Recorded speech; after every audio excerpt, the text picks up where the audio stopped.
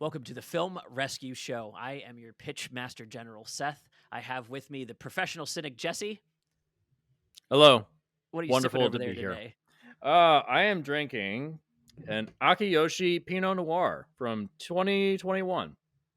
Very nice. Yes, the back label says, so relax, pour a glass, and see where the evening takes you. Sounds so nice and relaxing. I wish that's what the third act of this movie felt like, but hey, you can't have everything. Too early for the burns. Too early for the burns. Oh, another pun, Seth. Another pun. Let's run to the burn unit real quick and introduce Hope. Shut up! Horror whore is here. How you doing, Hope? This one was right up your alley, I hope. Sure, we'll go with that. It was It's you know, space horror. well, in my other podcast we talk a lot about psychology, and this is all kinds of fucked psychology. Yeah. You could say that. You could absolutely say that. Before we introduce our guest and our movie, I want to remind everyone to please check out our Patreon. You get early access to every single episode that we post before they go to YouTube, before they go out onto the podcast networks. You can check them out on our Patreon. Access is $1 a month. And if you don't want to commit to that, we do have merch as well. You can check that out in the link tree, which will be linked below. Let's introduce our guest real quick. This is a longtime friend, also longtime Film Rescue alum. I think you were in the first season or the second season talking like about... Was that before my time? This is such... Oh, yeah, way before you. This is such a timely episode because that episode was The Last Airbender, which we now have a whole new reboot of on God. Netflix Oh my now. gosh, yeah. Oh, man. And I feel less hate in my heart for that series than I do when we last covered the movie that doesn't exist because it doesn't deserve to.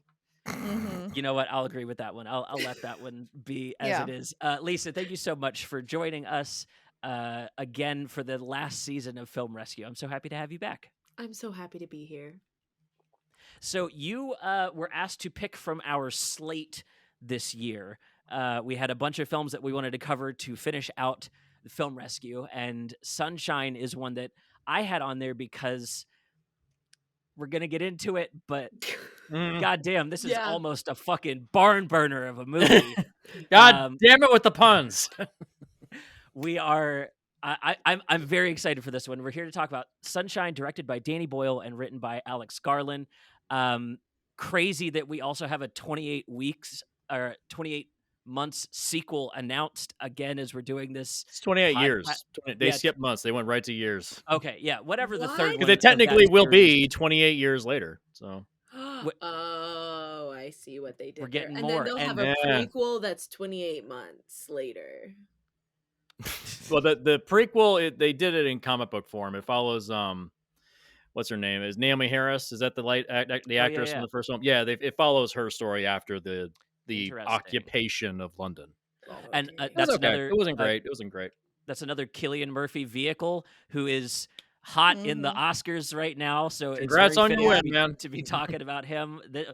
This episode, I'm aghast at even where to start. To be honest, the fucking cast, the fucking creative team behind it, like we are living in their world now. It is so funny to see this little nugget of a movie, and like every single creator on here is like batting 1,000. Just holy hell! I don't know where to start. Why are we talking about this one, Lyssa? Why did you pick this one off the list? What made it shine to you? Honestly, it was a movie that I hadn't seen. It was one of those things. I've seen a lot of movies. My dad was really, really big into film, so in turn, I was really, really big into film, and I was like, oh, honestly, like a Michelle Yeoh movie I haven't seen. Yeah, give that to me, absolutely. Right. Then it turns out it is, like you said, star-studded cast. Like we got like, I don't know, 10 minutes in, and I was like, wait, is that Captain America? Like, why does he look so normal? That's crazy. He hasn't taken his HGH yet. You know what? That's so valid. He was like, first I have to go die in space, and then we'll see. And be reborn in a chamber on Earth. He does die the same way as Captain America. Yeah, that's great. I love Cryo it. freeze, you know. Oh man, It's a prequel. It's the prequel because he was when you think about it. Not to, of course, divert. This is probably going to happen a lot this episode, guys. I'm just going to let you know. ADHD brain. Warning. There's at least 3 of us here Yeah. with it, I think. Yeah. So like when you think about it, before he became like super jacked Captain America in the Captain America movies, his personality is also like, oh my god, I'm so weak, I'm so helpless, oh poor me. And then he gets Little jacked emo and then boy. he's like, oh, Yeah. I'm cool as shit. Am I allowed to curse? Yes. Was yes. Oh yeah. Okay, great. Okay. Wasn't he part of the Mickey Mouse Club? Wasn't he part That of that? sounds right. Yeah, yeah. He was like early. He was a child actor. Yeah, Yeah. Yeah. Early Well, child that actor. explains a lot. Yeah. Oh yeah, he's a But theater kid through and through. honestly, maybe that's why, like, it was like, there are either child actors who are terrible or child actors who live long enough to just like outlive their stereotype and also yeah. not be shitty on the inside. I feel like we got really, really lucky with Christopher Jamal Evans because thus far he has stayed out of the limelight. Is that in a his middle negative name? way. Is that his middle name? No. Oh, okay. Okay. Oh, I'm about to say, like, what? I was like, So, Wild. Black Twitter named him Christopher Jamal Evans when they Why? deemed him worthy. That's beautiful. Basically, Chris Evans, if you didn't know, is an honorary Black person, according to the internet, according to the Black internet. They were like, that guy, yeah, he's ours now. So pause. But pause. Why? Because he's just that bitch, I guess. I'm having flashbacks to the Chappelle show for that one skit where they're like each race is like picking who they want to bring into their race. Right. Dude, apparently the Irish have adopted Ayo Edebiri from The Bear. She's like, Ireland loves her. They've just fully, like, she's Irish. Like, what do you mean? She went to high school with me. Like, there's like literally a TikTok campaign of like, yeah, she went to high school with me. Like, I know her. Of course she's Irish. That's basically us with Chris Evans. So yeah, exactly. I see him and I'm like, look at that, my brother in Christ. Look at him. Look at him go. White brother in Christ. He has the little, especially in this movie, he's got the bayang, He does have the swoop. For that first half. He's got that anger issues. Look. Yeah, he's doing emo look. He's got anger issues, but has a heart of gold. Like, I could have seen him as a really good Superman. Yeah, absolutely. But they were like, they couldn't let him have it all. They were like, oh no, we're already giving you this one. You're already going to be Captain America 4 years from now. You'll be fine. Exactly. Right. They were like, you'll get there. For now, do this scary space thing. So, Hope, scary is your wheelhouse. Had you seen this before? Was this a recent watch for you? What was your Sunshine experience? I had seen this damn near when it came out. I know a friend in high school, she was obsessed with Cillian Murphy. And I did everything with her. So she's like, Cillian Murphy movie, we got to see it. Let's go. Hell yeah. But then I have not seen it since until like yesterday. And I'm looking back with like, basically it's like brand new to me because like 2007 Hope versus this Hope is like, whoa. So I again, my knowledge is vaster. I'm doing a lot more psychological work. I'm just like, this movie is so fucked. There's a lot to get on the first watch that I definitely did not get on the first watch. I'm just like it honestly in the first like couple minutes of the film, and is like, aren't you supposed to be our psychological officer and you're the most fucked here? I'm like, yeah. It's like, this is setting a tone. This is setting a tone for real. Like, I was like, you summed the movie up in the first 10 minutes. Done. Yeah. Honestly, the slightly more psychologically better version of this movie is Claire Denis' High Life. That's the better version. High Life. Yeah. I love High Life as well, but that's the better, psychologically more accurate version of this. Yeah. So Well, there's where even would there's we even be some. without the slightly shitty, campy horror? Like, It's great when Freddy Krueger shows up at the end of this movie. It's awesome. exactly. And he's basically like Lucifer, I feel like was the vibe it was giving. It's like, oh, I've communed Hey. with God, but he's like still I like mean, you know, if Freddy had to die in a fire because he was a child molester, then everyone does. you know what? Fair. Cool. Accurate. Jesse, how about you? Had you seen this in theaters when it came out, or was this? No, I rented it. I didn't Okay. see it in theaters. No, I wasn't like huge into like Alex Garland or Danny Boyle back when I was, back in 2007. I was like, I knew of them. I had seen 28 Days Later, and I was like, and I'd seen Trainspotting. I was like, oh yeah, cool. Yeah, I like this stuff. It's good. I like the first 2/3 of 28 Days Later. The last act sucks. Just like this. I like the first 2/3. The last act there's a sucks. pattern. There's a pattern here. Alex Garland, writing both of those too. He knows how to whiff endings sometimes.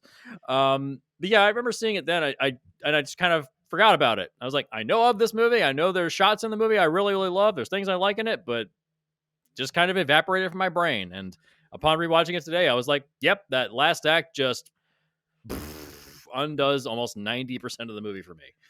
Truly, we are dancing around it. We're really dancing around it. But yeah, I enjoy a lot of stuff in it, but there's a lot of problems. I think many of the problems are very forgivable if they're in service of what might be the most incomprehensible final 20 minutes in a movie I've seen in a while. They take all artistic license in the last 20 minutes of this movie. Mm-hmm. Truly, when Trey offs himself, that is the tonal like depth of the film, and I think the very next frame is the introduction of our like villain, slasher monster, psych ward escapee, Freddy Krueger, yeah, manifested. It almost hurts that being the most impactful death by being truly right butt up against where we jump into. Yeah. So guess what? Yeah. Let me. The events of the movie are the sun is dying. They're going to drop a Manhattan-sized bomb into the middle to relight a new star in the year 2057. So let's assume we know how to make a star in 2057. It's not how that works, but okay. Their second mission, they are the second mission, as another one went and failed. That becomes a plot point that pulls them off course within the film. As we come to the end of the film, we find out that they have to drop the bomb in instead of driving it in the way they initially had wanted to, guaranteeing the deaths of all of them. And then it reveals that the captain of the first crew is still alive 7 years later on the ship. How? And not only that, he's terribly burned and still mobile. And just basically an obstacle in the way of them detonating the bomb that I had just mentioned, because this was always about the bomb. Mm-hmm. That's the plot of the movie. That's why we're kind of dancing around this final act. It goes from this is great space sci-fi horror thriller into why am I watching a slasher movie right now? Yeah. Like, honestly, the craziest part about it too is like all of the setup points to it being some sort of extraterrestrial thing. Like, when when he's like doing like the calculations, they mentioned maybe it was aliens. Yeah. And they were like, oh well, like it like the trajectories. There we go. Trajectory. Hold on, guys. We're gonna get it. The trajectories that I'm putting out here are like totally fine until you get to that last like bit, and he's like, oh, from here, like, the big screen like fucks up and everything like that, and they make it seem like, oh, some kind of force outside of this. And even in that sort of like last little second where that wall kind of stops, when everything is exploding and that wall kind of stops and he touches it, like that still is giving that sort of like extraterrestrial vibe. I think it's meant to imply that the bomb landed on the surface of the sun, and so he's reaching out and touching the sun. two problems there. One, nothing ever touches the sun because there's a heat aura around it. You can't get to it. And two, why is he still moving?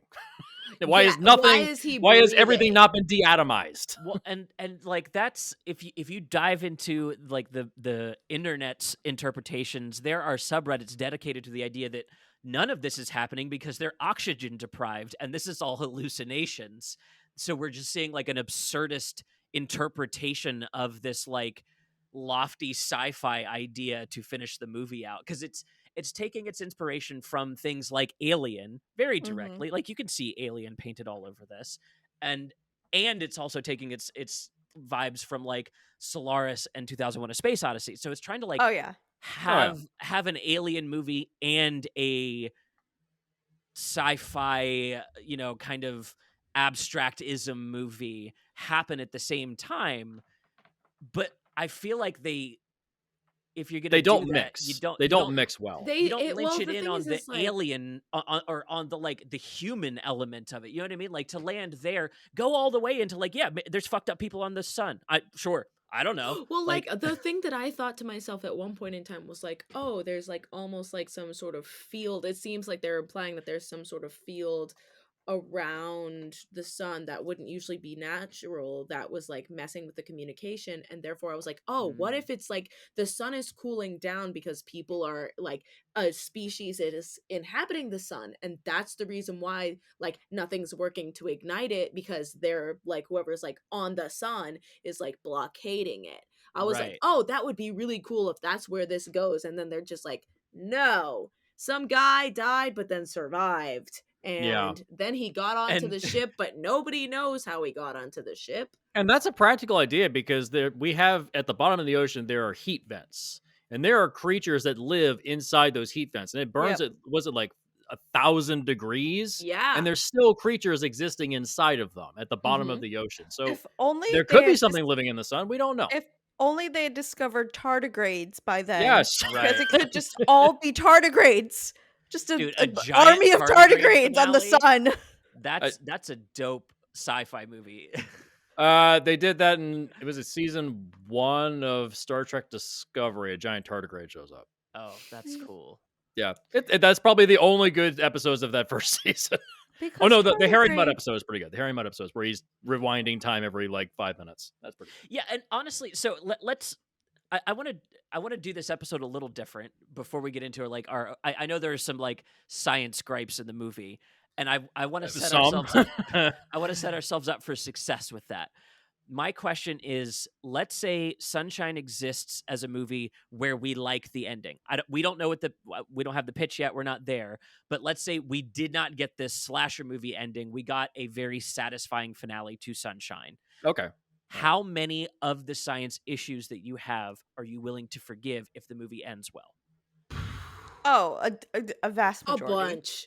Okay. Like suspension of disbelief, because honestly, at that point in time, do I think that they should have made it farther in the future? Yes. Yes, I do. Yeah. I think that like we're not at a we're place coming up where on that pretty quick. You can't exactly. That's what I'm saying. It's like even in 2007, to me, it's like even in 2007, that's 40 years. Y'all, we're not getting the meaning of life in 40 years. I'm sorry. We're not getting to the we can't even get a rocket with people off, like a massive rocket with people off of this planet safely. Like 40 years, we're cutting corners on literally Boeing airplanes. I'm sorry. We're not going to be able to build something like that. Yeah, I think like it needs another like 100 years. And then if you give me dumb science, I'm like, you know what?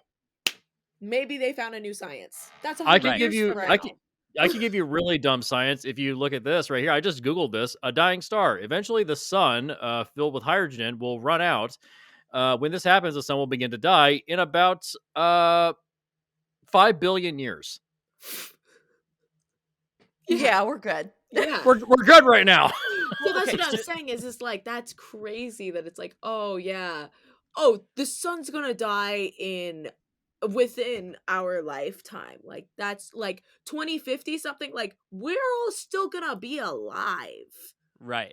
Like you're telling me or at while least we live on this planet that we did something like that? No.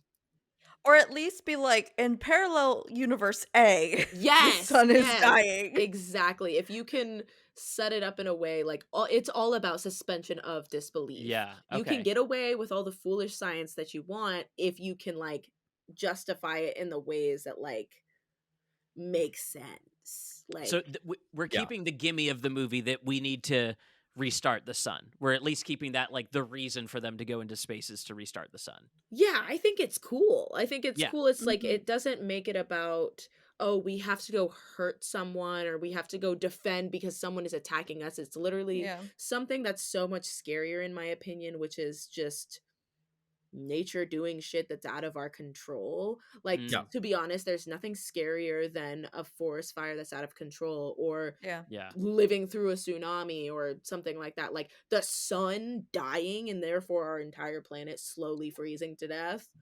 Like that's something that eventually will happen. Obviously not any we will not be Right. even a thought in anything's That's Future for the creature head. cockroach problems. overload or overlords to deal with. There's Exactly. there's a bit in that movie, A Ghost Story, where a guy that literally like the message of the movie, a guy is like waxing poetic about, yeah, go ahead, write that story, tell love that woman, go on that date, because it doesn't matter. Like 5 billion years from now, the sun's gonna burn out and it's gonna encompass the earth, and all of us are gonna be wiped away. Go do that thing you love, and it's like. I mean, that's probably the worst part of A Ghost Story. it's, Yeah. but it kind of like reflects that, yeah, like all of this is eventually going to just be deatomized eventually. Right. Mhm. None of this shit matters, really. Right. Yeah. So that's kind of what they wanted to get to with this movie, but it doesn't quite get there because the science is bad. It's almost Yeah. great too with like all the dust imagery when they get to the Icarus one, Oh, that was Yeah. and like it's getting horrible. biblical up Yeah. in there, right? Like Yeah. They were that like, is "This is really not dust. This is human human skin." I skin. was like, "Ew, guys, stop touching that." They're like wiping away the glass. I'm like, "That's human skin." No. Although weren't they all in the front observation bay? How is there like dust everywhere? Well, because they had been living there for 7 years. The movie wants us to believe that this was a recent thing where he blasted the rest of his crewmates like just as they were getting to the station. If you can wrap your head around the captain still being alive 7 years later, a lot of this movie can work. It's just way too big of a pill. Yeah. Yeah, you like they make you think too hard about it. It's Yeah. You know what it reminds me of, honestly, and I hate having to make this comparison because I love this man and his creative things, but just like when I got to the end of the movie Us, where I was like, if you think even a little too hard about it, it doesn't Oh make yeah. any sense. But then they're like, no, Yeah. but we have an explanation, but it's so convoluted that you're like, no, no, Yeah. like Just it's leave it a too late. mystery. The basic science is already in my like I already can't like I can't unsee already like the Yeah. logic Yeah. that I've Yeah. seen. I've eaten Mhm. from the tree of knowledge and therefore this is no longer working for me. And I feel like Yeah. that's kind of this movie is like Yeah. Yeah. anybody with basic knowledge about anything is like, "Oh, that doesn't make any sense." Well, and it's Yeah. it's easy to like write yourself out of this spot too because just step up the timelines. Icarus 1 went out a year ago. Their mission is check and see if Icarus 1 is still good because they're out of communication. So we can, as the audience, believe that they're not able to talk because they're in orbit around the sun. So maybe Icarus 2's mission is check on them and then go to the sun if they've been taken out, right? Mhm. Like we could have just said that there's a chance there will be people there to set up this idea that maybe the sun drives you crazy. You know, like Searle is Yeah. here as a psychologist. Also, my memory was that he was the villain. I don't know if I wrote that in my head for a better ending because it was the only ending that made sense to me. Was like, oh yeah, he's like obsessed with the sun, and so he goes crazy and kills everyone trying to like make a sun call. Right. Why is everybody so obsessed with looking at the sun? First off, number one, why do you have a window on the ship? Don't do that. Number one, don't do that. Number two, why is everyone like I look up in the sky in the morning, the sun's there. It's not that exciting. It's like it's a ball of gas burning billions of miles away. It's But not don't you that big. understand? When you're in the deprivation tank, you just become with the void. But when you're in the sun, you're enveloped. I Enveloped. You his feel lines hugged by are the so sun. corny to like So lead you to that stupid. idea. Is this Alex Garland's worst script? Probably by a long shot too. Yeah. Like this is Although I haven't seen Civil War yet, so I'm gonna go see that when it comes out. So I feel apparently it's like getting good reviews, so I'm gonna go see it. So that's fair. we're this close to a Civil War in real life. We're this close. Kirsten Dunst, so I love Ron Swanson. Hey, Ron Swanson became president. He got his wish, man. He got his wish. I'm not sure that I'm into that. I am not into that. I am sure. Also, by the way, I just checked how long it would take to actually reach the sun. 19 years. Yeah. Yeah, again, traveling so, at 885 we're kilometers an hour, which is 550 miles an hour. We're pushing this into a future where like FTL travel is possible. Like we're But that's the thing is, it's like they didn't push it far enough for that to make any sense. Right. It wants to be both things. It wants to be hard sci-fi, but the science is so bad it pushes it into space fantasy. Like the time it takes to get to the sun, years would pass between events in this movie. Yeah. Because it would take so long for things to happen. Yeah. Like they would have run out of oxygen so quickly if the plants died right there. There's like, that's it. You're done. Like you just evacuate the entire ship. You're done. Just like put it on a collision course, kill everybody, done. Also, by the way, why was this a manned mission? Why not just send a probe? The intention was to be able to break away. Like the other thing too is like just send a separate ship. Just send another ship. Send a separate ship. So that when the people that are actually on the bomb ship have to drop the bomb, they can just torpedo themselves out and go back to the ship that has all the people on it. So that you can get home safely. Or you just send one that's the bomb, one that's the ship, and the ship just escorts the bomb. Yeah. Why is it attached? Exactly. That's what I'm saying. That's like there's too many things that it's like basic logic that you're like, if anybody would have thought about this for like 5 more minutes, it could have been like there were so many things about it that I really, really like. I like the vibe. I like the inspiration that it took from so many of my favorite movies because I love movies in general, but I'm a big existential space girly, you know? Yeah. I stare into the void almost on a daily, Right. Have you read the Hyperion novels? No. What's that? Will it Don't. make me sad? Okay. Don't. It's Space Canterbury Tales. Yeah, it's terrifying. People go on a pilgrimage. We were talking about this last episode. Yeah, there's a creature called for him. It's basically people go on a pilgrimage to this planet called Hyperion, and there's this alien race called the Shrike. They travel forwards and backwards through time, and there's these time tombs, and people have to make pilgrimages there. No one knows why they're there, what they do, and what they are made of, and they're indestructible. They just kill anybody that comes near them. They're just like, look up the Shrike on Google if you want real nightmare fuel. I think they're adorable. Of course you do. I think I want to see a life-size replica of the Shriek made out of Lego. Yes. Yeah, wait, okay, so hear me out. Why are they kind of cute? Thank you. God damn it. Thank you. All right, no, you two okay, are gonna... so the thing is, right. okay, wait, hold on. This one's actually kind of scary. This one, they made it a lot less happy humanoid and a lot more scary boy. Either way. The story about the priest that gets impaled upon a tree of pain and gets revived and dying every 7 seconds for 7 years. That's wonderful. Oh, that's okay. So this one is scary. So some of the art on here is not scary at all. Like some of it is just like, it's just a little guy. Some of them are like giving very like, it just looks like maybe somebody from like post-apocalyptic time.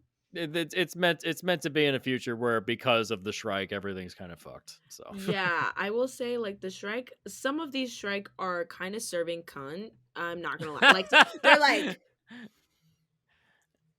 I think you and Hope are going to Very talk a post. lot after this episode. Yeah. Well. Yes. Shrike serves cunts. That is the takeaway. Put that on a t-shirt. Shrike serves cunt. I actually probably would. I've never even read the book. I'd probably buy the shirt. There's 4 of them. There's 4 as books. long as you have like one of the super cunty looking Shrike on there as well. Oh yeah. It's just like Shrike serve cunt on it, you know. Bradley Cooper was trying to make a TV show for a while. That just kind of evaporated. I don't know why. Oh really? Yeah, it just kind of disappeared. I don't know. I guess he's a fan. Because the machine doesn't think that we want more sci-fi, but we do. We do. We just go to Apple TV. We're There's tons of it. We're trying to escape our real life. Right. Go to Apple TV. There's tons of great sci-fi stuff. The billionaires are trying to get away from us, and we're trying to get away from them. Yes. Honestly, I just wish they would go ahead and get on their rockets and leave already. Just go. Right. Musk, just get in your rocket and just fucking leave, dude. Just go. Have a good trip. Every movie tries to make it like, oh, if all of the rich elite left the planet would be so desolate. But when you think about it, the rich elite are the reason why the planet is desolate right now. Yeah. So if they all leave, the rest of us can be like, we're having a party. Cool. So let's let nature take over. Like, I'm ready to regress back into we just pick corn off a field. Like we just only hunt what we need. The rich locking themselves away from the rest of society. I played that BioShock game. I'm ready to return to the hunter-gatherer society, especially if it means if the sun goes dim, we don't even have to fucking worry about it. Like we just look up and be like, "Damn, we weren't progressing science at all." So just sucks to be us, I guess. And we just go back to our lives. We're just like, all right, well, fuck it. That's what this movie seems to insist would be better for us. Yeah, it doesn't. You don't get any kind of visual of what Earth is like until like the last scene of this movie. Like, why? 30 seconds, yeah. It's just like everywhere is just Alaska. And don't get me wrong, I hate the cold, and I would definitely kill myself if something like this happened in real life. But I don't know, like. It was probably bad, but also, you know. You know what movie does this a little bit better? And I hate that I'm going to say this. Oh, God. What? Oh, no. Interstellar. That's because Interstellar's a good fucking movie. Ever so slightly, because you see Earth for the first quarter of the movie. Yeah. I don't care for most of the movie, but for the first half, the science is pretty good. I love that movie. But then you get to the second half, and it's like, oh, they have a Star Trek shuttlecraft that goes down to the planets and then has to leave. Well, why did you need a rocket to leave Earth?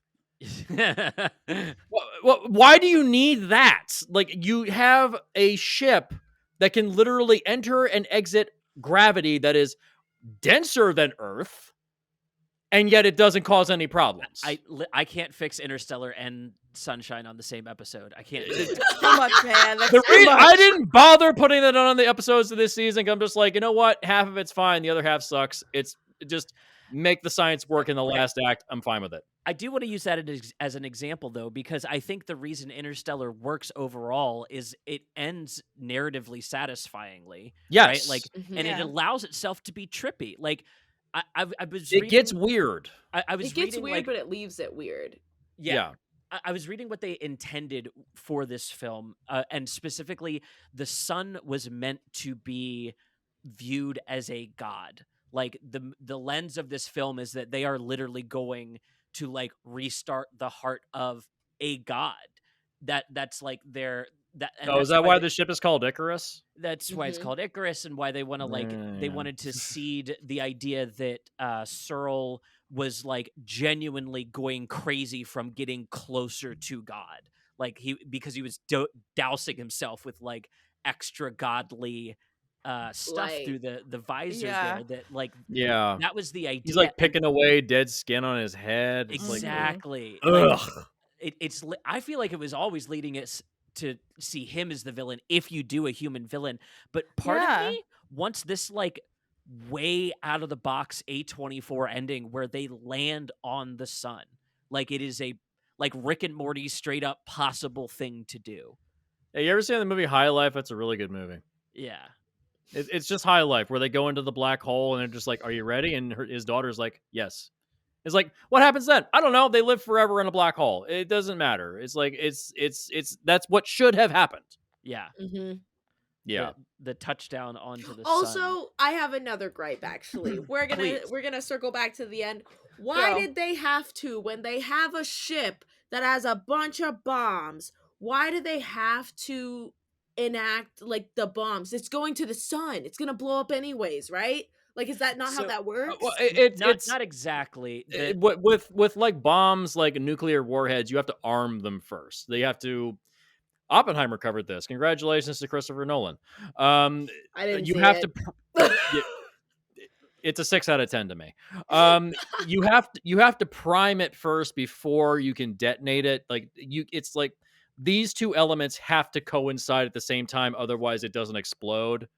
It's Oh. That's so the lights and fireworks show was him like running the it's the priming detonation, the system. priming system of the Yeah. bomb. All of those little sparks are technically like little beginnings of universes or beginning like star beginnings, but they're not catching Yeah. until that visual where he reaches out and touches what is the sun. I think that's meant to be the heart of the star that they're building. Like he is Yeah. the father of that star, and he gets a split second to actually physically interact with this actual new god that he's built, and it's going to like consume the old sun They to rebuild didn't make itself. it. They didn't make it Well, trippy enough. At least, like it's for too example, esoteric. Yeah. Yeah. like when I think of like actually insane endings that don't like, I don't understand why they exist, but I also kind of like them. But like sometimes I don't. It's like the last 20 minutes of the movie Mother. You Oh know, yeah, Oh, where it's Oh, okay. just Jesus Okay. so Christ. off the rails. absolutely off the rails. Like, it doesn't make any sense, but at the same time it still kind of does, because the entire movie, although not that chaotic, still kind of follows the same like understandable trend of just like the analogies that they're using are streamlined throughout the entire movie. So it's just like as the movie continues to go on, they're just pushing it more and more and more and more to an extreme. And then in that last 20 minutes, they're like, and we're going to show you what it's like. I've put it to 100 already. We're going to go to 200 just so you Right. guys can see, you know? Right. Yeah. And I felt like this movie, like it kind of had sort of that moment, like you're like you explaining to me like, oh, this is what it was supposed to be, this is what it was supposed to represent, honestly sounds fucking awesome. But it's like they didn't push that narrative It's not clear enough. Right. enough. It's Yeah. not clear enough. Like there's not enough of a lead up to it where it's like, oh, I'm going to take something like they just didn't push it far enough. They didn't give us that good enough streamline. Like I didn't feel like I went from, you know, an equal scale 0 to 100 to 200. I feel like I was just like we were in the ABCs and then we went Yeah. to 100. Like we weren't even Yeah. in numbers for the majority of that movie. It had nothing to fucking do with like the sun makes, like the sun is a god. I wish, right? I Like I needed wish it it to was be more more on the front-facing nose. text. It's trying to that's the 2001 A Space Odyssey stuff. Right. That's Yeah. what where there's like, oh, there's a monolith in the spot of Jupiter and we need to go and see what this is. And you know, it's that. It's a thing we can't understand. But 2001 does it a lot better in that the back half of that movie, if you really look at it, it doesn't make a ton of sense. The it's back it's half of just 2001. yeah, it's just like, what is happening? I don't fucking know, but it's Oh, yeah. amazing to look at. Let Kubrick be Kubrick. Just let it be weird and let it be weird, which is weird because the book is very much like it's an alien life form. It's speaking to us, but it can't speak to us directly. Like the book and the film are kind of complement each other. If you can watch the movie or read the book and get kind of the story. But if you have read the book and seen the film, it's like, oh, okay, I get it now. Oh, It's like interesting. you have Like they're that's hand the in one hand. time. That's the one time where I would say reading the book and seeing the movie is probably the best decision. So that's the one time where I would say Too do bad there's that. not a book for this to make it more easy to understand. This Right. probably Oh would my have worked God. better as a novel, honestly. Yeah. This really would have worked better as a novel because it's too introspective. It's too it's It too just it tried to be it's too too many lofty. It's too things. lofty at times. Yeah, I feel like it wanted to be everything. Yeah. at I would. It's about building a new god. Like, of course, it's about everything. I would so be here for its loftiness if its instinct wasn't to end unlofty. Like to switch gears into B horror after not really doing a lot. That's to set that up. Yeah. Let's get into it now. Freddy Krueger showing up in this fucking movie derails 95% of the goddamn thing. First of all, number one, how is he alive? Number two, where did he get the food to survive? Number three, how did he not go absolutely batshit insane being alone for that long? Well, to be fair, he was batshit insane before he was alone. Well, that's fair. Also, 100% agree. If they were going to do it, they should have left him being bright as fuck when they first find him. When they first found him in that room, like, when she first was like, there are 5 life forms on this ship, like the computer, Icarus, I was like, oh, what is that? Oh my god. Like, at first I thought it was Cadena, is that, I think, or something like that. The captain. Kaneda. Kaneda, thank you. I got all the words. Scorpion. Scorpion shows up again. Yeah. So basically I thought that's what it was gonna be, because it was like, oh, like he was there, he was on the outside, like feeling that wave. Like, yeah, we saw him die, but we didn't really. So to me, I was like, okay, that would be really cool, that it's like, oh, he's back, but he's in this other form. Like, they had him enveloped in light. Like, you literally, it's like everything, like the light and the visuals and everything was super bent, and I was super on board for it, honestly. I was like, okay, shit, this looks really cool. Like, what is this thing? What do you say? And then he's like, oh, like, there's one man at the end of the world with God, da da da da. And I was like, okay. And then they made him the guy, and I was like, that doesn't, this has no emotional impact on me.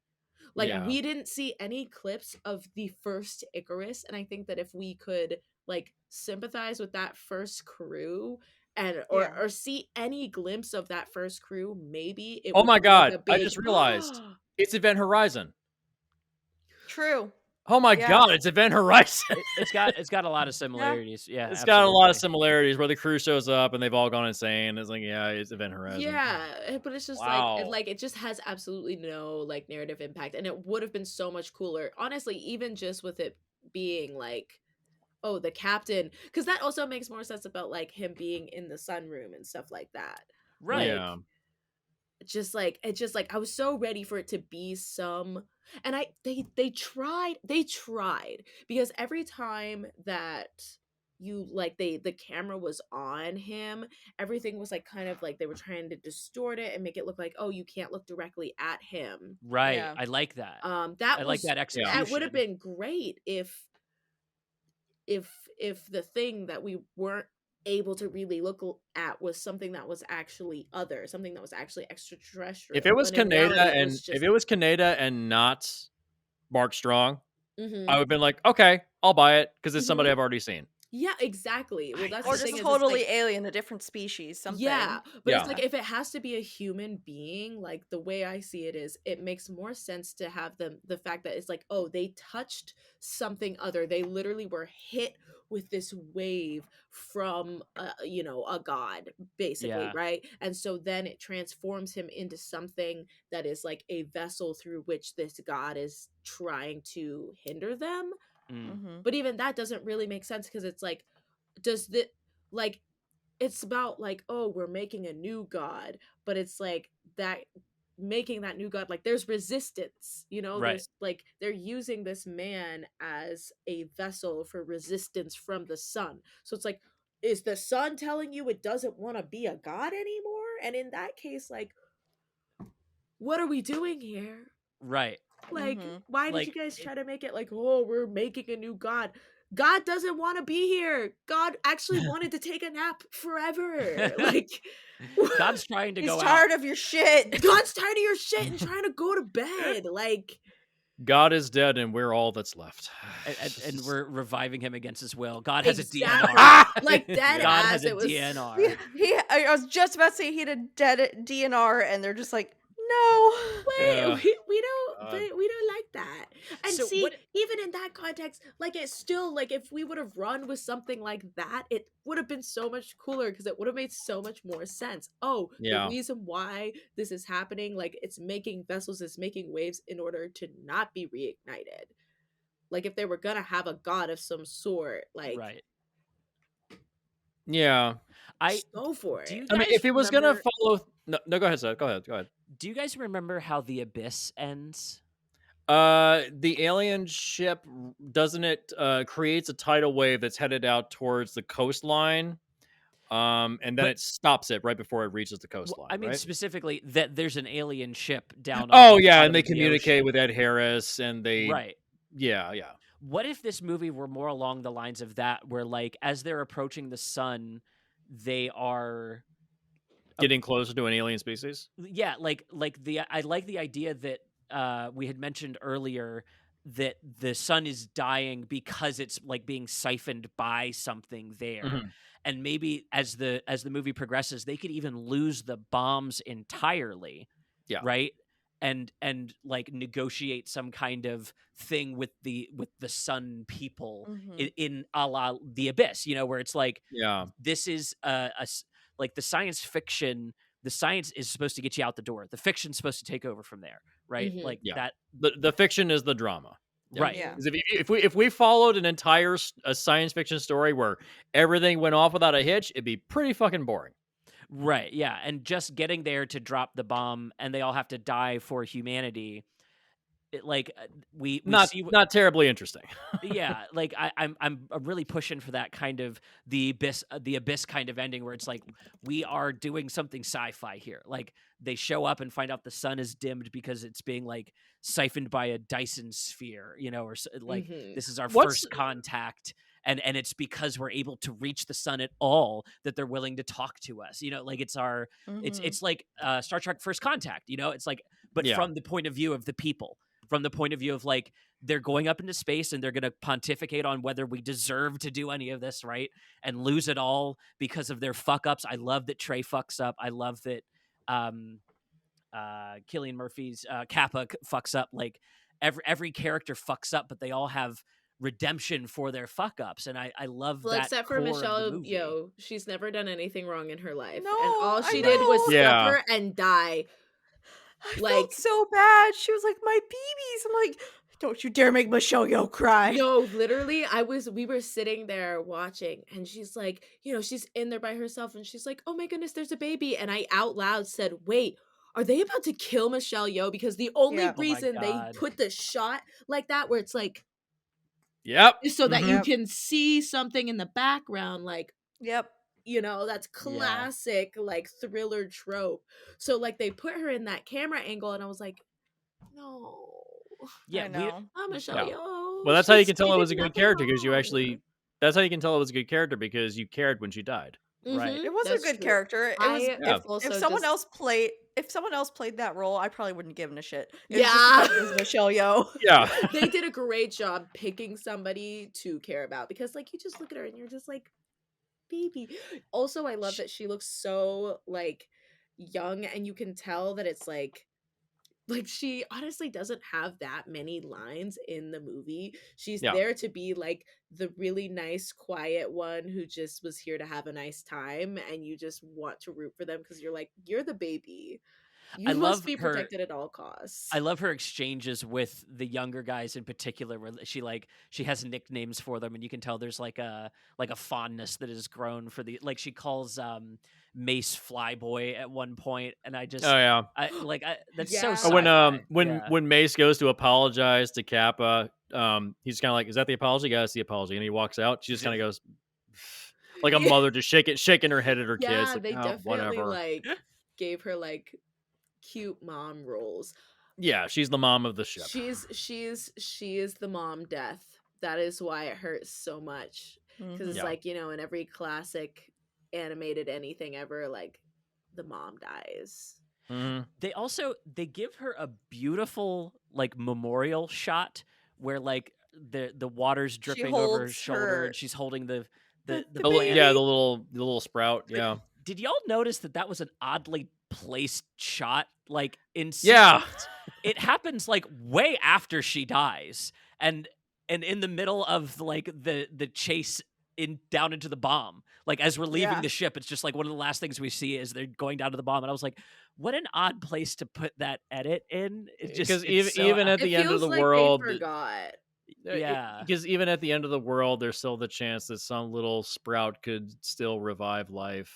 Right. All it takes for life to spring up is one seed.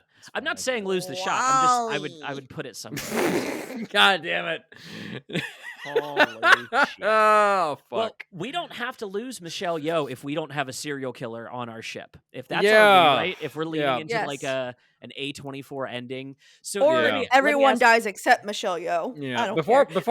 Before we do that, can I go into Jesse's complaints about bad science moment? Yeah, absolutely. The movie didn't earn a good ending, so it has to sit through this. All right, so number one, hey, why not build the whole ship out of that fireproof shit? That'd be really great if you did that, because if it can reflect it on the front of it, you can reflect it all over the thing. That'd be number one thing. Number two, the vacuum of space sequence is really awesome, but it's logically wrong. You wouldn't freeze, you wouldn't explode, you wouldn't burn, you just suffocate. It's basically like when you go scuba diving or something like that, or you come up really quickly, you get the bends. Yeah. Basically, your lungs fill with fluid. You drown. You would drown. You could survive in the vacuum of space for about 30 seconds, and then you pass out. Expel all your air, though. Expel your air, yes, because it's the change in pressure between the outside vacuum of space and the vacuum inside your chest cavity.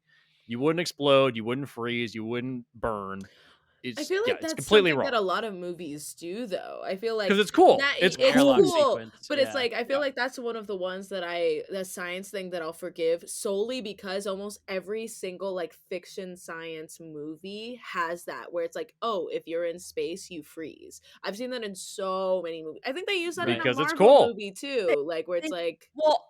What kills me though is if you're if you're further away from a star, okay, it's a little bit more lax. It's but more they're legit right next to the sun. They're right next to the sun. He freezes and he's right next to the sun. Like, okay, come on.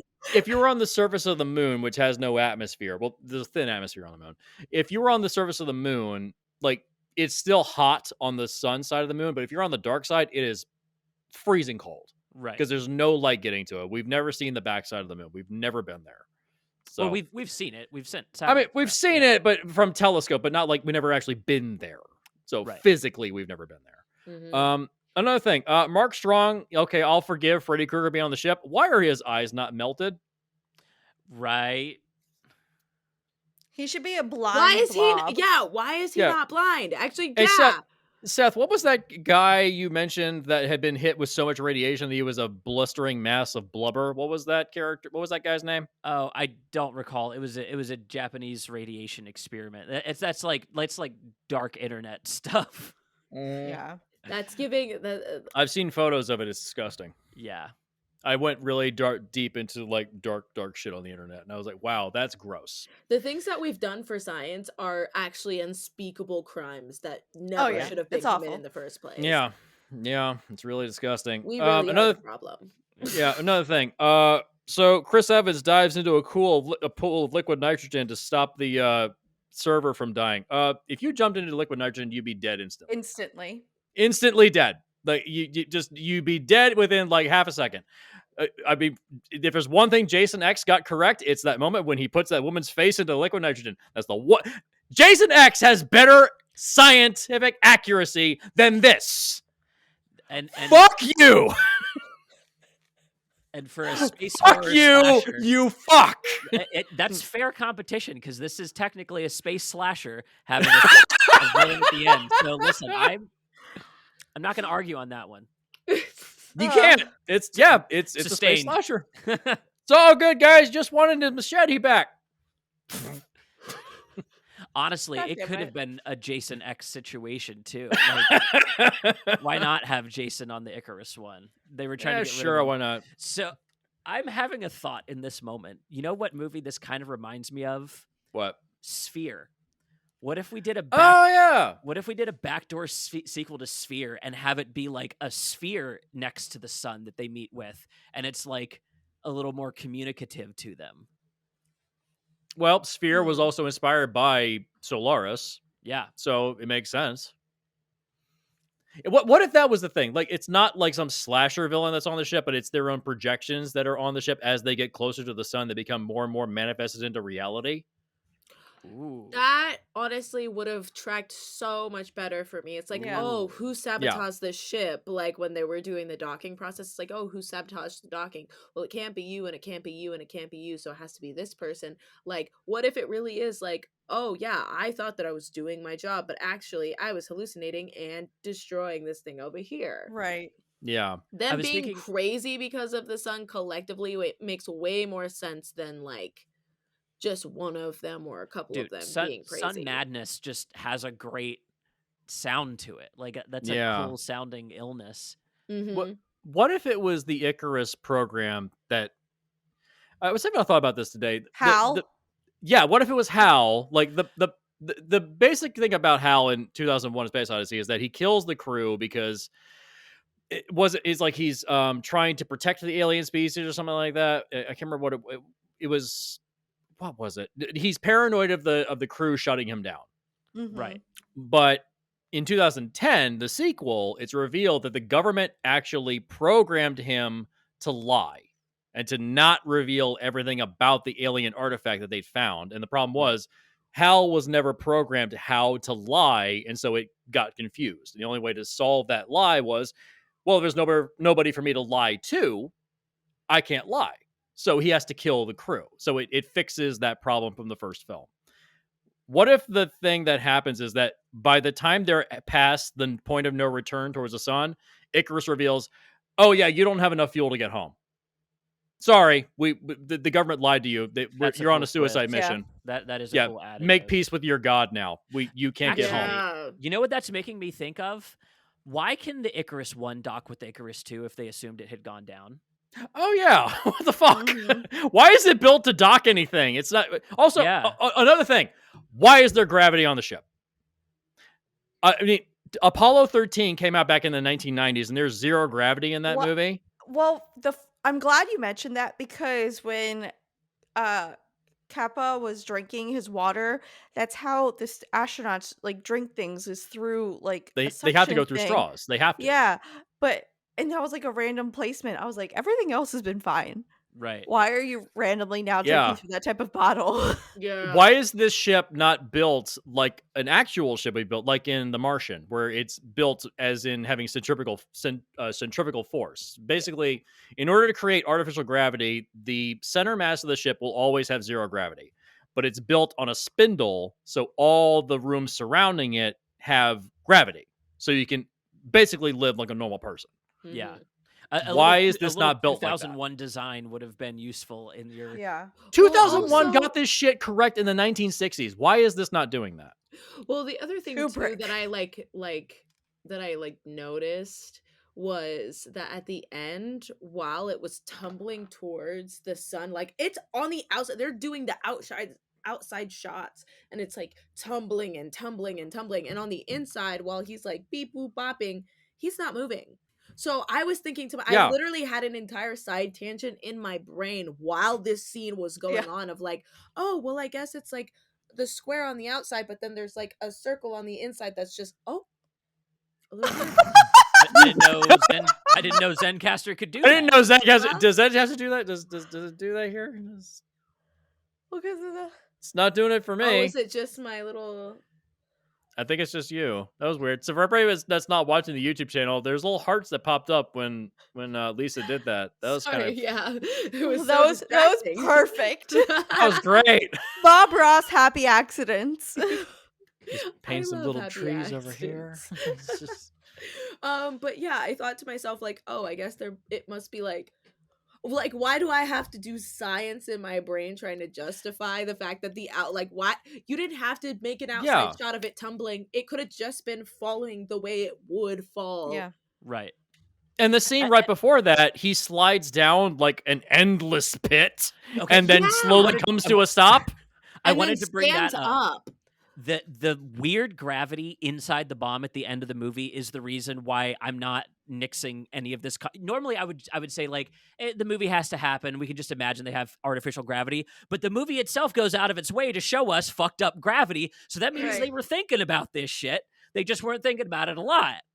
I feel like they weren't even really thinking about it. They were just like, what is the coolest camera move we could do? Because I will say, I was like, oh, well, if nothing else, I'm really digging this. Like the camera's like, turns upside down, whips back around this way. I'm like, okay, this is visually entertaining. Like, I mean, they were putting After Effects 6 through its paces, you know? Oh, God damn it. Different references. Like, I was getting Cube vibes from that. Oh, yeah, it's Cube. Yeah, it's Cube. They literally, I feel like they took a hat, filled it with movies, and instead of like grabbing one, they like grabbed a handful. It's a movie blender. It's a movie blender. Yeah. Yeah. I mean, in films like this, there's always concessions you have to make regarding science. Like if you were to be completely 100% scientifically accurate, it would be boring. Right. For example, the EVA suits. In all sci-fi films, we're just like, get into a suit, you go out the airlock. Like in like 5 minutes, you're out. You know how long it takes to get into an EVA suit? Oh, like 20 minutes. 4 hours. You know why? Because they have an underlayer for it, but then you have to put the actual suit on. And what they do is when you have it all clamped in, they pull and they tug and they rip at the suit. Be like, is there a hole anywhere? They will just do that over and over again. They'll stress test the thing. And then once they're satisfied, okay, now you can go do your job. Wow. And then you have to sit in an airlock. And then you can go do your job. So it's a long, like an EVA and a spacewalk is an all-day thing. Damn. They get into the suits and go out immediately because it's a movie and you got to move the shit forward. We can't sit here for 4 hours and watch him sit there in an EVA suit. It's one of those suspension of disbelief things again. Like one of those. You just have to let it go. You have to let it go. You know that like, they're probably just cutting out the time if we're trying to be accurate, you know? There's a scene early in the movie where Trey charts a new course for them around Mercury to link up with the Icarus One, right? Yeah. That sequence happens across 10 seconds where he calculates a whole new thing. That is, I shit you not, the entire second act of the movie that Matt Damon was in a few years ago. I don't know.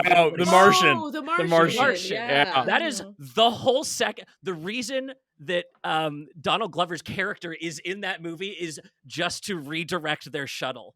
Figure out how to get from here to here without getting hit by an asteroid or anything. So it is a big concession for the movie to be able to do things like that. And I'm okay with that if it's in service of something. So question, I want to swing a question to the horror.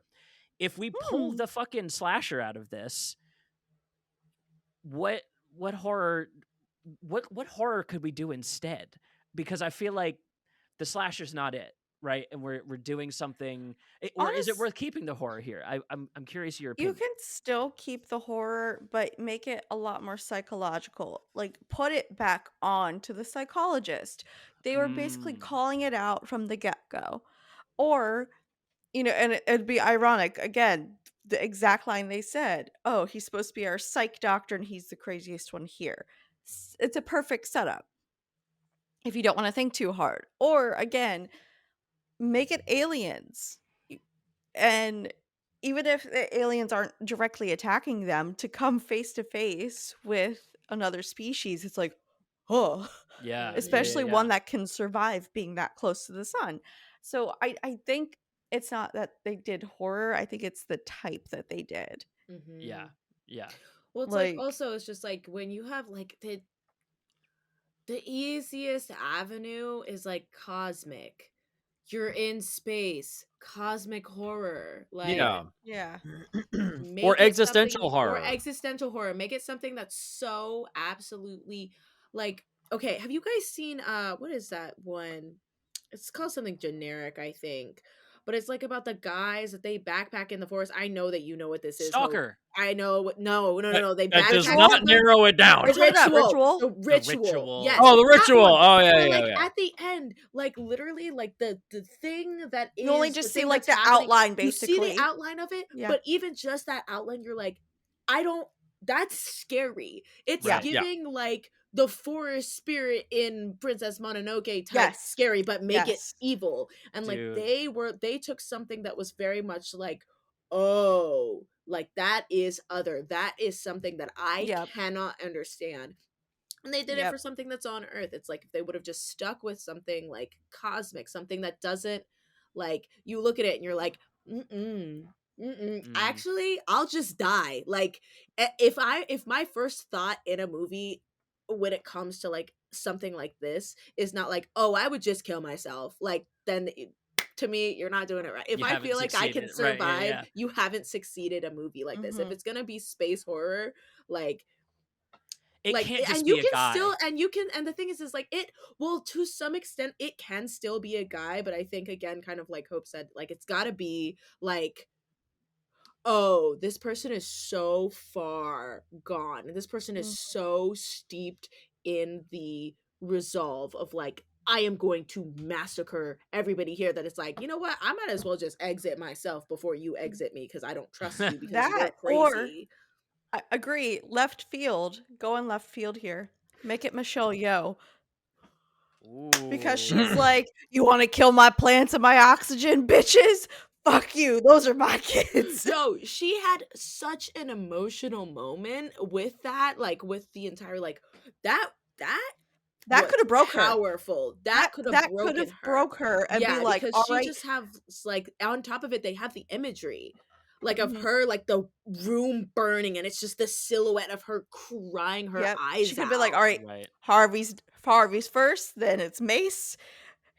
You guys say we can't survive with this many people? Well, I'll help you chop down. You guys. Yeah, it's like, you killed my plant children. We're getting very close to High Life now, just making it like a... that's just High Life. that was the other thing that I noticed, is that when they get onto the Icarus One, they go into like the forest area where all the plants have overgrown. Yeah. Even though the airlock has been blown away, why not grab up like a bunch of like seeds from those plants and take them back to your ship in an airtight case? Then you can rebuild the garden. You have oxygen again. You could. Nobody thought of it. That's not the point. Well, and the captain was the one that went down and investigated that, and he was insistent to be the one to get back to the ship. I feel like that could have made more sense if he was hauling something worth having, you know? Was it just me, or did he look like Toby Kebbell? Oh, I'm sorry, Javanich Kennington, but Woodland Dulles. A little bit, yeah. Is it just me, or was that guy totally a little bitch? Because totally was. Fuck that guy. Yeah, you know what? Fuck you. Yeah. Literally, not only he was so annoying. I love the fact that his death is the most brutal of all of them. Not only did he freeze in the vacuum of space, not only did he get his arm chopped off by the rotating satellite dish, he gets fucking vaporized in the rays of the sun. It's like, nothing's left. It's like, it's great. I will Fuck say him, man. That is probably my favorite part of the movie. Because like 5 minutes before, when they were arguing, when he was like, no, I should be the one with the suit. I'm important. I'm a captain. I'm like, okay, we get it. Okay, a captain wouldn't do that. Right. Also, has no one heard of the phrase, the captain goes down with the ship? You're on a new ship. You're the captain. That's your ship now, dude. You stay. Like, he was just such a little bitch. So honestly, when he died, I was like, yeah. I was like, let's do it. By the way, one other little complaint about like logic. Why is it Cillian Murphy was sent out to repair the reflector dish? He's the physicist, not the engineer. Because he volunteered? He gets volunteered by Mace, and then he agrees to it. Mm-hmm. I think it's like a machismo thing. But it's not his job. It reminds me of that movie Gravity, where Sandra Bullock is the medical officer of the ship. Like, why are you repairing a satellite? That's not your job. If I was a construction worker, I wouldn't be asked to do a root canal on someone. Like, that's not my job. Hey, Jim, I'm a doctor. I'm not a rocket scientist. God damn it. Oh fuck! Oh my god! Yeah, I like the idea that they're all very useful scientists, but then they also start burning each other for their jobs later when they're like ranking. Oh, well, he's the most Yeah, important because he's the only one that can start a bomb. You fucking yeah, communications officer. yeah. The Like if bombs he's are the one down, that, dumbass. if he's the Fucking only person, communications. if he's the only person who can start the bomb, how about don't send him on the suicide mission? Literally, it's like, why? Like, how did that make any sense for him to be the Yeah, one to go out? Right. that's the last guy you need. Is just point the ship in the right direction. As long as he can turn the thing on, Right. then he's the last one that should be left alive. Right. He's literally the main character because he's given actual plot armor to survive the vacuum of space. Here's an idea. If you must keep the slasher element, if you absolutely must, I like that. Cillian Murphy is the slasher. Oh, there's not Okay. enough oxygen for everybody else. If I kill everybody else off, I can complete the mission myself. Like he's a full just sociopath. Like Mhm. if you must keep the slasher element, which I don't endorse, make him the killer. Because I really feel like let's they were face facts, he kind of looks like a serial killer. No, it works, and especially after Red Eye Cillian Murphy coming out not does. too. Oh yeah. far That Oh, was yeah. good. Did you see that he doesn't really like that movie? Did you see that Really? news article?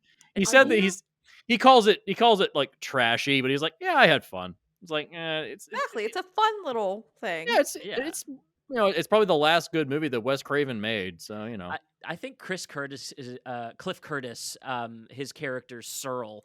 I think he was getting set up to be the slasher villain. Like Yeah. if you're gonna go, it does feel like a script that was in flux as they were making the movie. that I sounds like honestly would've Alex Garland's also- whole wheelhouse at this point. Everything he does is always in some kind of flux.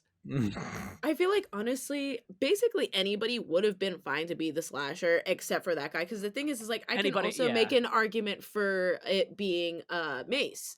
Like Yeah. he's so angry. He literally starts it out with being like having like hella anger issues. And he Yeah. was the first one to be like, look, I will be the person to have blood on my hands. That's fine. The mission is a mission. He's the first one when they're like, oh, let's go off course. He's like, fuck no, fuck you guys.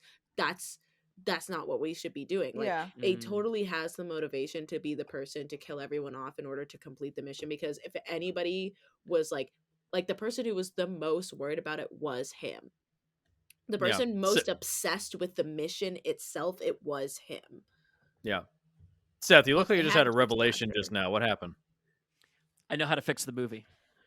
Should we go into the fix? Let's hear this. Should we go into the fix? Yeah, Let's fix it. Let's do All right. it. Here's Bob my the Builder, can we fix it? Here's Bob my the Builder, first yes, we pitch can. off the chopping block. We're gonna make an Among Us movie. Oh my god. Is Elijah Wood in it? Because I saw that tweet the other day. Swing and a hit, home run. Thank you. Right? Perfect. The sun is driving them crazy. We God, don't know- fucking damn it! I need another drink. Fuck. we don't know who is it until the end. We could do a Clue style one where there are multiple versions. Where like there's the Michelle Yeoh cut, there's the Chris Evans cut, there's the Cillian Murphy cut, there's the Cliff Curtis cut, and so you get among those different cuts the Among Us film. Oh god damn it! I hate you and I love it at the same time. You want to know what? I bet with the film that already exists, you could cut something like that together with like the actual footage from the movie. You could probably cut something like that together. But it could have happened like this. Yeah, exactly. I love the idea of like the mission's still the same. They're still like going to restart the sun, but that's not going to happen because everyone's going to turn on each other. That's kind of the overall premise to run with there. Yeah. Maybe they drop the bomb at the end, maybe they it's like, oh, we're still going to like complete the mission, but like everybody's going to die in the meantime. Who's the imposter? I don't know, but I still think that the way to save this is if you could forgive all the science, all of it, stick with the idea that the Icarus then says, oh yeah, sorry, you don't have enough fuel to get back. So make peace now and then finish your mission. And the last act of the movie is everybody just kind of being like, just off on their own, just being like finding peace with their god or their existence. And maybe or going you through introduce major psychosis and trying Yeah. to break. It's that psychological horror of knowing you're going to die, and you literally have a ticking clock in front of you. You all know what you're all going to die at the same time. And what if Mace does become like a slasher killer, and they decide, because he goes into like a hologram room at the opening of the movie. Why is that not really brought back at the tail end of the film? What if they like That's Mace because Trey killed himself in there. They don't want to have a dead guy in the thing. But what if they cleared him out and then they said, "Well, Mace has gone crazy. Fuck him. Chuck him into because they didn't the have hologram. me to clean it up, Jesse." Fair, but chuck him into the hologram room, and then while the ship is crashing into the sun, he's in that wave simulator, and he's like, "It's peaceful here," and that's the last thing he sees before he vaporizes. Honestly, what a way to go! What a way to go! Yeah, like. Everybody finds their peace. Like Rose Byrne is off just reading a book, because you see her reading a book at one point, and Cillian Murphy's just kind of sitting in the bomb room, just waiting. It's like everyone's just kind of off on their own, just making peace with their own existence. Honestly, you could even just have Chris Evans go out trying to keep the ship running. You know what I mean? Like they've already kind of foregone the idea that this is going to become a drone mission at a certain point. Icarus is going to take over, right? They don't expect us to come back. Yeah. They just needed us to pilot the ship through, a certain human, pilot need issue.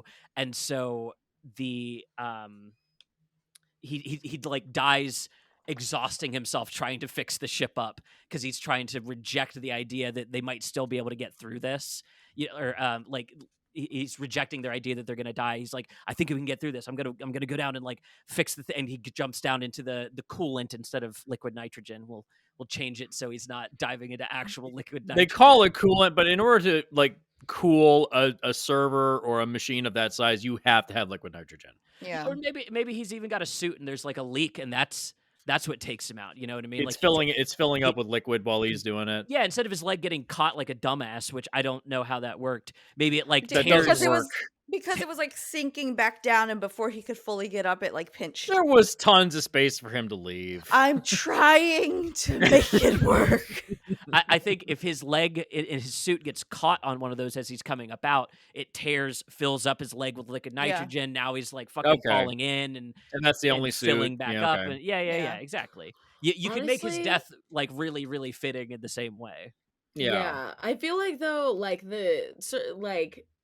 I totally agree with we should have kept the human room, because I feel like somebody should have ended up either that, or also like they should have made it that when they found him, when he had killed himself in the human room, that shit should have been playing. It was just a white wall. It was just no, There's birds. there was flying like just around. It was like a sky with birds. Yeah, I thought that was dumb. I thought it was too. I was like, something else. If you wanted to be like High Life, it's the masturbation room. So that's the only other option. I don't think I want it to be also room. No, it's be so real. I think all these scientists he wasn't will going agree to for those autoerotic asphyxiation, Jesse. Okay, also true. Yeah. No, yeah, I love that you're a set designer and you're picking out like set design issues. So like, well, they should have had a different image on the wall if they wanted to convey this correctly. I can't help it. That is my creative. No, but you're 1,000% right. You're it's just like, first of right. all, thematically, they should have brought that room back in again. I totally agree. And second of all, when that dude died, he should have been like in the green grassy fields or something like that. I'm sorry. I refuse to believe that you're in space and you think to yourself, oh yeah, I want to see the sky with the birds. No, you're in the sky. You don't want to see the sky. You want to see something else that's human. Like, yeah, that's a good point. Oh, you want to be on the ground. Birds let me see flying away. Puppies. Let me see even like the thing with the ocean. It's like that's something that's on Earth. You're literally looking at it. Like it's called like what do they call it? Like the human room or the Earth room? The Earth room. It's the like, Earth room. Oh, it's the Earth room, but you're looking at the sky. Fuck off. I don't believe that. I don't. There was a TV show pilot. I mentioned this to Seth before, called Virtuality, and it was the thing that Ron Moore did right after Battlestar Galactica ended. Basically, it was, what if the Star Trek Next Generation holodeck was its own show? So it's basically about astronauts going out into the deep reaches of the galaxy, and they're in these kind of like stasis chambers, and so they have these AI simulations running in their brains.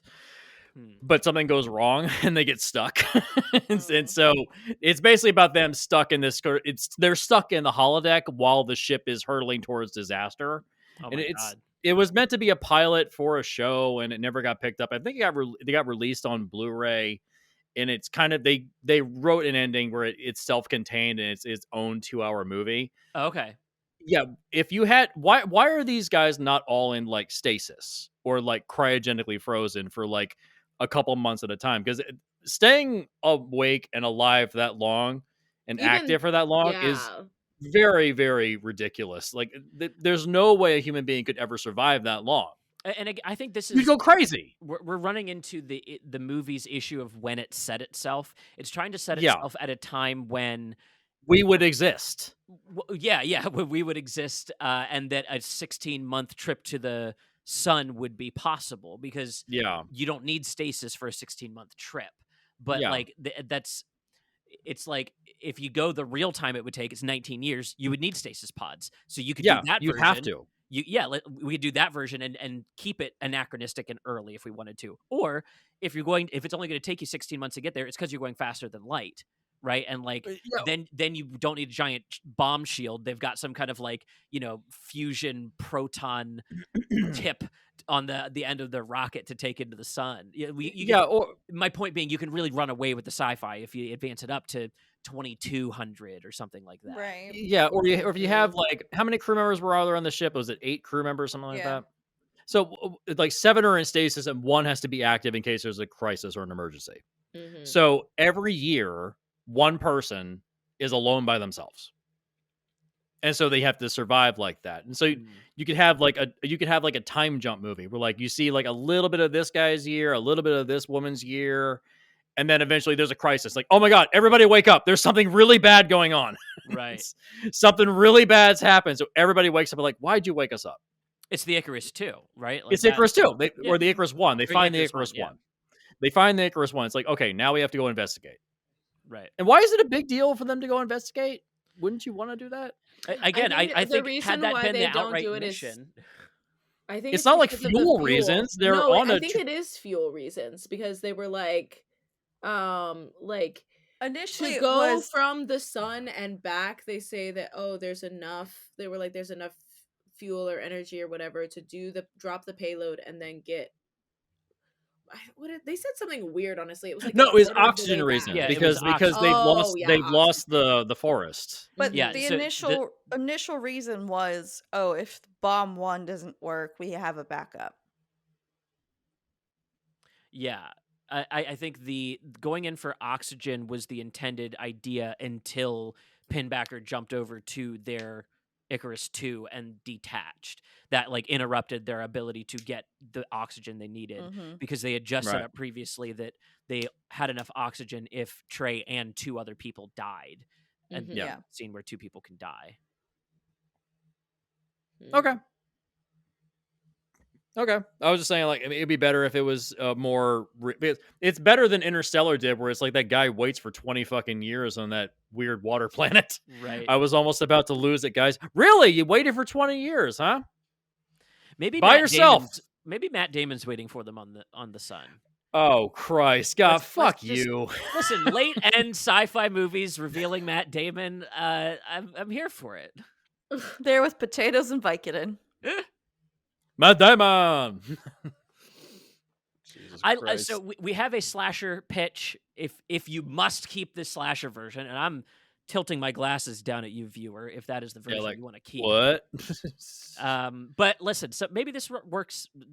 I love a lot of this movie. Maybe this movie works great for somebody. So I don't want to trash too much. But I like our godson / psychological Among Us thriller / whatever existential, whatever esoteric come to Jesus movie. I love that. Maybe it's a Dyson sphere they can communicate with on the sun, and they resolve our problems and return life to Earth, and they never get known as heroes. Maybe something like that happens. But just fucking tighten up the third act there, bud. That's all. That's it. That's the biggest thing. It's the third act, honestly. It comes down to the third act. I would forgive so much if it wasn't for that third act.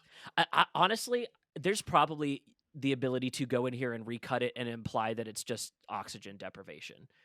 You could actually just recut with some of the scenes of him in the airlock and be like, oh yeah, everything he's saying, he's just imagining. As he's passing out from asphyxiation, and the bomb just slowly gets pulled into the sun. He gets stuck in the airlock by accident because the Icarus has been shut down, or yeah. Dude, you really could cut around Mark Strong almost entirely. You really could. 100%. Absolutely, you could. If it wasn't, was this an independently made film? I don't know. Fox Searchlight, distributed by Fox Searchlight Motion DNA Films. Yeah, this was independent. Yeah, DNA Films. They did Dread. Yeah, this is independent. So yeah, there's no reason for this. If it was studio interference, I'd understand. But in this case, I'm like, Garland, what the hell, man? So they just were feeling a little silly. They were like, what if I just like threw in a little bit of everything? Like, they let their nephew come into the writer's room, and it really does kind of feel like he was like, what if, guys, hear me out? Like, it feels it feels like one of those moments in the writing room of like, okay, guys, guys, I got an awesome idea. So, Freddy Krueger. The context of this movie being a film rescue of Jason X, and that's how we arrived at this plot specifically. Damn it! And that could work. We could just spit my wine back out, you fuck. This feels like a very film rescue of Jason X, to be like, okay, so if you go to the sun, you go crazy, and there's this captain that got left at the sun for too long, and they go and try to rescue the people, and he gets on the ship. Oh no, it's Jason X. God damn it. They tried to get rid of Jason by dumping him in the sun, and it didn't work. My God, it's Jason Bourne. Oh, there's Matt Damon. Matt Damon, we had to bring him in Jason. somehow. What if it was that, like, open the airlock and it's like, oh my God, it's Jason Bourne. He was struggling too much with technology, so we sent him to the sun. Does he like punch computers in that last Jason Bourne movie more than people? Does. Oh my God. It's almost like that one stupid movie where the whole thing is just like he's got so many computers, but he obviously doesn't know how to use them. He's just constantly destroying. What's that guy's name? He just makes terrible movies. Like, that's his whole thing.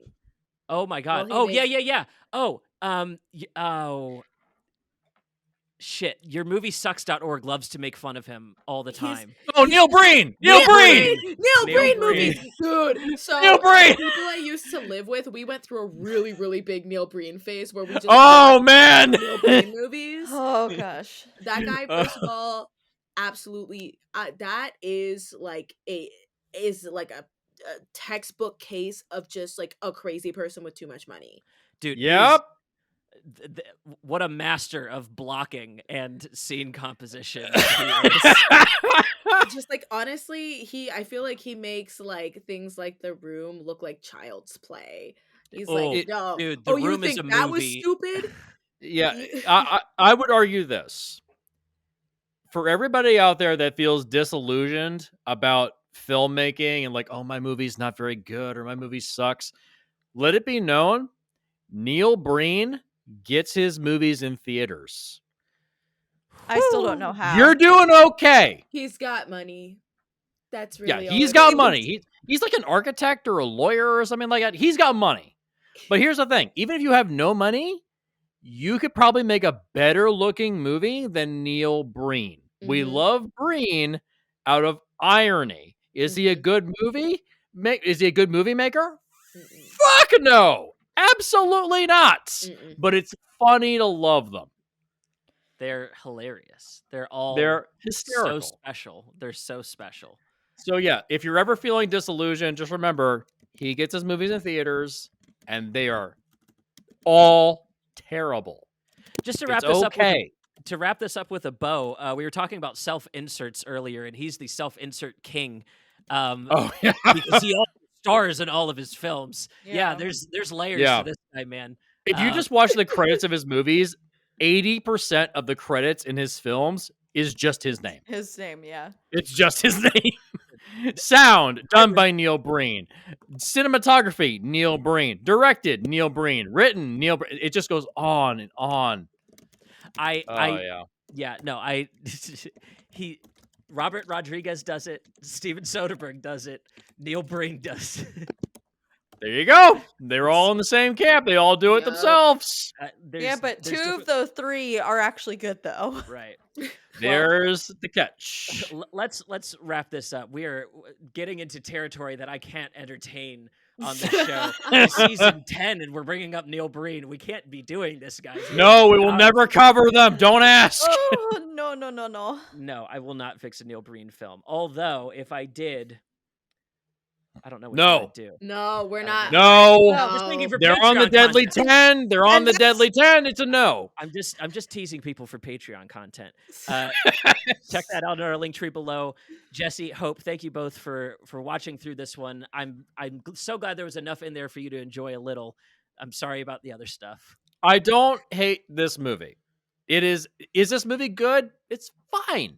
It's fine. It's fine. It's just there's that last act sucks and the science sucks. If you can overlook all of that, it looks good. The score is great. If I would say anything, get the score. Yeah, you get the score. Get it on Michelle Yeoh. Yeah, Michelle Yeoh. Those are great things. Yeah. Yeah, I'm so glad the entire cast has moved on to do great things from here. That's a great way to look at this project as just something in their back launching pocket. career. Right. It rocketed them into a different. Oh, now Hope's doing the puns. Okay. Oh boy. All right. Well, she's got a bright future doing this. Let's get out of here. All right, y'all. guys. Lisa, thank you so much for jumping back in for One More Hope Rescue. I really appreciate you being here. I'm happy to do it. This was honestly a pretty delightful movie. Was I playing Baldur's Gate while watching it? Yes, I was. But that's okay. Who did you romance? Question: Who's your romance? All right, so this is the last side tangent for me. I tried my partner. It's their main gameplay, and I play as a second person. We play split screen. Okay. So the devastating thing is, I wanted to romance Karlak because giant woman. Thank you. Dami Mommy forever. Dami Mommy forever, but they wouldn't let me romance her. They refused to let me romance her. I don't know if it's because I chose to be a tiefling this time. I don't know if it's because they wanted to leave that a main one for the person who was running it. I don't know what it was, but they refused to let me romance her no matter what I did. So that's some bullshit. I romanced Halsin. And Halsin. Oh, the bear.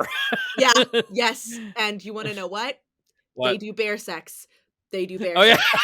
I didn't know that. So I get to my first love scene or whatever, and he loses control and turns into a bear. And then me and my partner were like, there's no way they'll let us do this, right? There's no fucking way. They do. They do.